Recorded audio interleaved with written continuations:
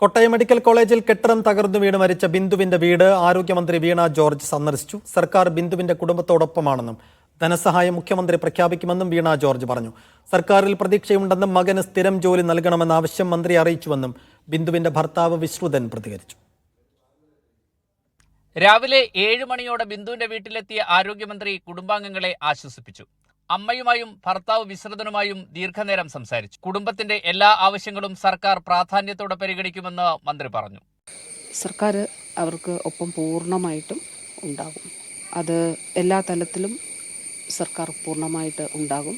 ബഹുമാനപ്പെട്ട മുഖ്യമന്ത്രി ഇക്കാര്യം സംസാരിച്ചിരുന്നു. അപ്പോൾ അതിൻ്റെ അടിസ്ഥാനത്തിൽ ഉചിതമായിട്ടുള്ള തീരുമാനങ്ങൾ അത് ഉണ്ടാകും. മന്ത്രി വീട്ടിലെത്തിയത് ആശ്വാസം പകരുന്നു. കുടുംബം ഉന്നയിച്ച ആവശ്യങ്ങളിൽ സർക്കാർ തീരുമാനം വേഗമുണ്ടാകുമെന്നാണ് പ്രതീക്ഷയെന്നും ബിന്ദുവിന്റെ ഭർത്താവ് പറഞ്ഞു. മകന് സ്ഥിരമായ ജോലി എന്ന ആവശ്യം മുന്നോട്ട് വെച്ചു. ലഭിക്കുമെന്നാണ് പ്രതീക്ഷ.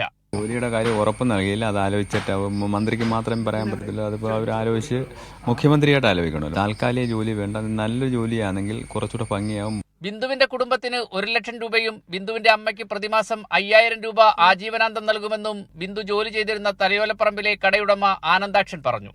1 ലക്ഷം രൂപ 2 ദിവസം ഞാൻ കൊടുക്കുന്നതായിരിക്കും. അത് കഴിഞ്ഞ് ആജീവനാന്തം എല്ലാ മാസവും 5000 രൂപ വെച്ച് കൊടുക്കുന്നതായിരിക്കും. മീഡിയ 1 കോട്ടയം.